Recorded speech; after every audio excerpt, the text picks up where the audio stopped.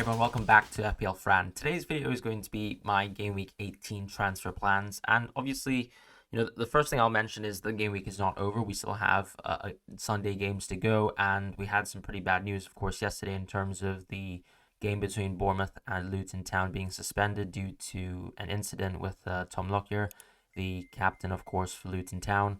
Fortunately, he's fine, but the implications actually in terms of FPL, in my opinion, can be discussed. Obviously, a lot of people will be, wishing the absolute best for Tom, but we still need to sort of understand what's going on with FPL. And actually, I don't think we've had any clarity at all, and we don't have necessarily any precedent in the Premier League to sort of discuss that. I think what I understand right now is from actually looking at people's profiles, right, for people who actually own players within the Bournemouth and Luton Town game, it doesn't seem like bonus points have been added for those players.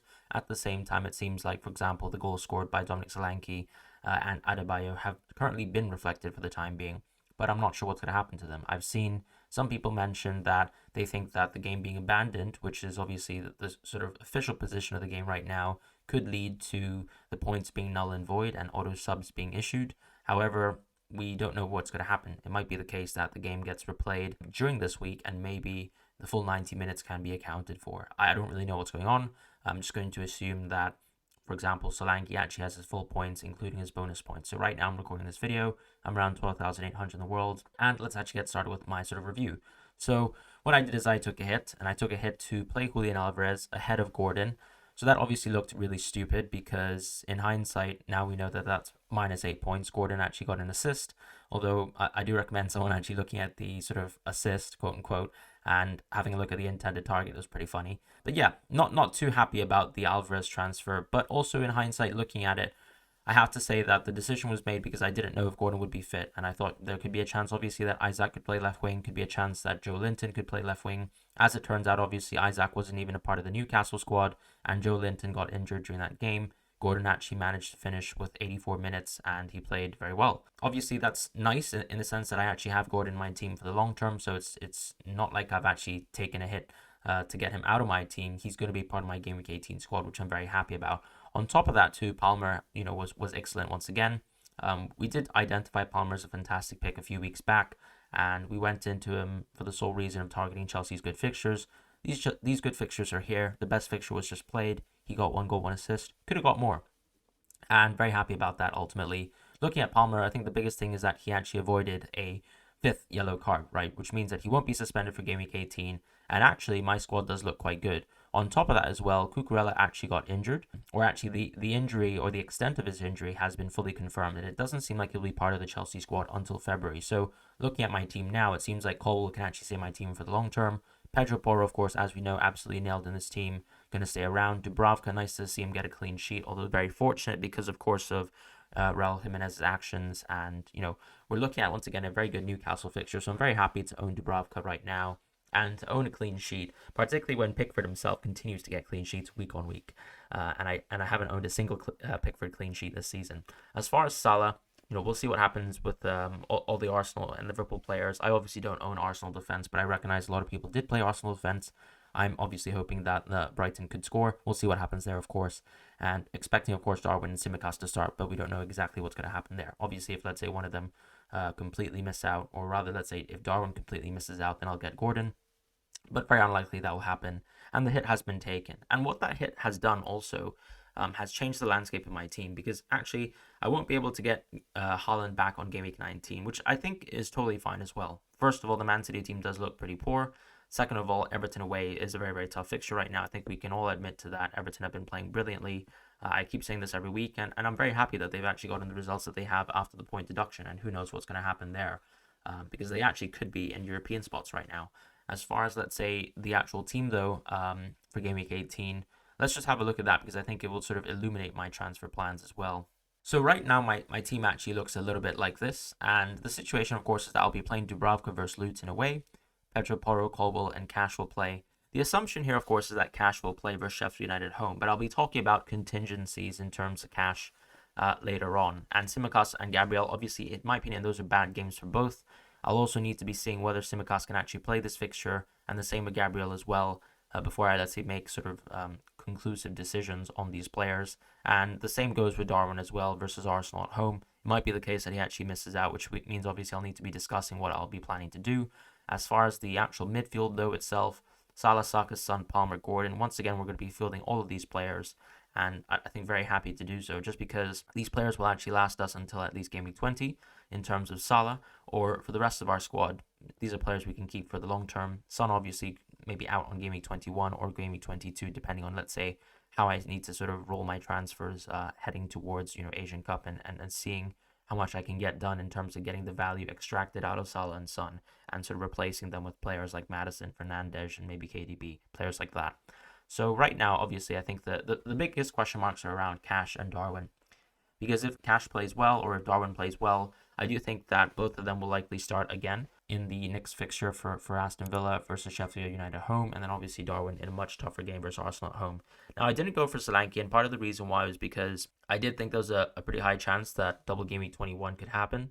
We actually saw and got some press conference sort of quotes from Pep Guardiola mentioning that there might be a chance that they actually play Brentford as soon as they come back from the Club World Cup, which obviously suggests that double game week 21 could still happen, although I think it's very unlikely because Brentford have a lot of players heading towards the AFCON and Asian Cup. So in that instance, I think the chance of that might not be too high, but it's definitely higher than, for example, double game week 20, which is completely in the mud now. As far as, let's say, Tsimikas as well, I think the thing to look at here is I don't think I'd really like to be playing Gabriel or Tsimikas ideally. However, I think I'm actually open to the idea of spending money on going towards Trent, knowing that, for example, in Game Week 20, I'll be actually going into Salah instead. So the way I see my team right now is, let's say if Cash can't play, and I don't think Tsimikas will start versus Arsenal, then what I'll be doing is actually just making a transfer Tsimikas to Alexander-Arnold, or Cash to Alexander-Arnold as well. So any of those two moves will actually do for me. I think the benefit, of course, of going into Trent is that I will have someone who's absolutely nailed. We know, obviously, the issue with Tsimikas is that Robertson is actually pretty close to coming back.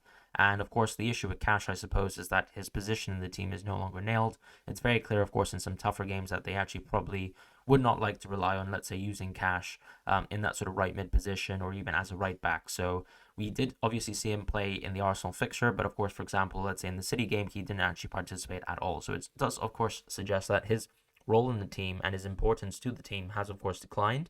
But of course, it also depends on, let's say, whether Bailey is available as well, whether Tillemans is available. Those sorts of things will actually change, in my opinion, Cash's ability to, for example, play for this squad. And of course, Aston Villa have some injuries right now, so we'll need to sort of stay tuned to that. As far as captaincy, I think the captaincy will probably be put on Son, if I'm honest, and maybe the vice captaincy on maybe someone like Salah or Watkins. Actually, I probably would captain Watkins and I'd probably vice captain Son if I'm being honest right now.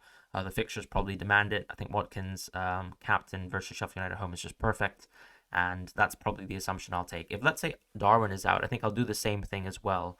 As long as I think that, let's say, one of Cash or Tsimikas will play, I'll probably transfer the other person out for Trent Alexander-Arnold. So what I would do in this instance is actually, let's say, take out Tsimikas for Trent Alexander-Arnold. So that's one of the transfers that I could actually possibly make.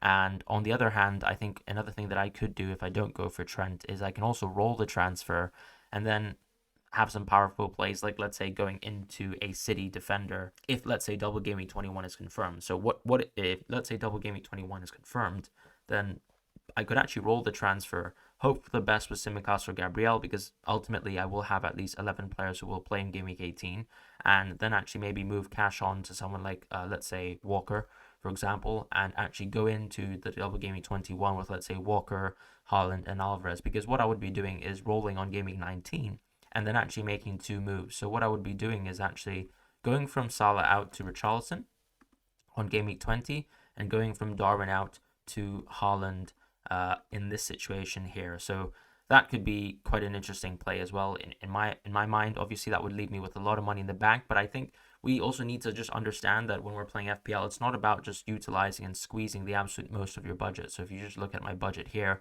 if I was to make the moves that I would be sort of planning to make if I went for the City path, I'd have a lot of money left. Let's say if I went for Trent, though, on the other hand, I, of course, would have a little bit less cash, but it still means that I actually have a lot of disposable income to sort of play around with my team. And these are all the players who, of course, are not heading towards AFCON or Asian Cup, so on and so forth. This would be quite interesting, in my opinion, if particularly, let's say, there is no double Game Week 21, but I get to have, let's say, Alvarez and Haaland versus Sheffield United at home. So I think that's very, very nice too.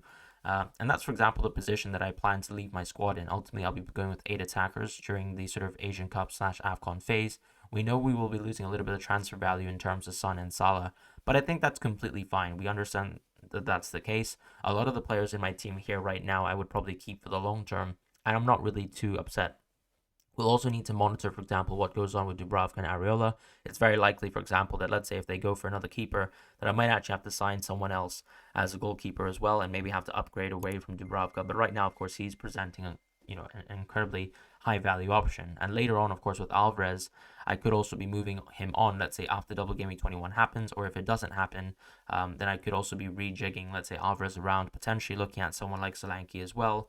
Keeping in mind, of course, that Solanke doesn't have great fixtures from game weeks 20 to, let's say, 22, for example. So he's in a very similar spot to, as I said, the Newcastle players recently. And we also know that the some of the news as well, right? We know that Botman's pretty close to coming back. Livramento has been playing extremely well, but Dan Burn is also back as well. So I think that's one of the reasons why I'm not really recommending a Newcastle defender transfer right now, although we all know that Trippier would be the most likely nailed player in this situation. So I think there's obviously capacity for me to go into Trippier as well for Game Week 18. I personally still like Trent a little bit more because I do think that I would like to own Trent over, let's say, Trippier during the run, just because, as I said, Newcastle will obviously have some pretty tough fixtures, and you've already missed one of Trippier's golden fixtures versus Fulham at home. So I think that's one of the tough situations where, so let's say, even though I'm actually going to a relatively tough fixture in the context of Trent Alexander-Arnold, I still quite like owning Trent going forwards because during Asian Cup and AFCON, he's probably going to have a very important role for the team. And ultimately, Liverpool's fixtures aren't too bad during that run. So I'd be very happy to, for example, spend that amount of money onto Trent Alexander-Arnold. Whereas, let's say with Trippier, I could be going into him after Newcastle's fixtures, for example, ease up once again, let's say after Game Week 22. And obviously, as you can see here, I do have enough money in the bank to sort of play around, and I probably will maybe even move back into a 3-5-2 structure to accommodate for that. So that's some of the options that I have right now. Obviously, as I said, in terms of how I plan to field out my team for next week, it's going to look like this, hoping that I can actually roll my transfer as well. That could also be an option too, because I don't think I necessarily need to go into Trent. It's also a question of whether it would actually make sense at all to go into Trent. Now, alternatively, as I said, I can just go into Trippier too, depending on, let's say, how bad I think the team will struggle. But those are my immediate transfer plans, and thank you guys so much for watching as well. All the best to FPL managers, for example, waiting on results for the Bournemouth game. Not exactly sure what's going to happen there, as I said, because we don't have sufficient precedent, and it doesn't really seem like we've gotten clarity. FPL rules, I believe, state that points are, for example, finalized at the end of the day. We're reaching pretty close to the end of the day here at the time of my recording, but I also note that the rules, I think, also leave out exceptional circumstances as a reason to adjust points. So we'll see what happens there. I made a pretty boneheaded move, I suppose, to take the -4 for Alvarez, but I thought it was justified, in foresight. Obviously hasn't paid off in hindsight, but still very happy with the rank right now. We still have a green arrow right now, and, a huge Salah captain to go as well. So thank you guys so much for watching, and I'll see you guys shortly.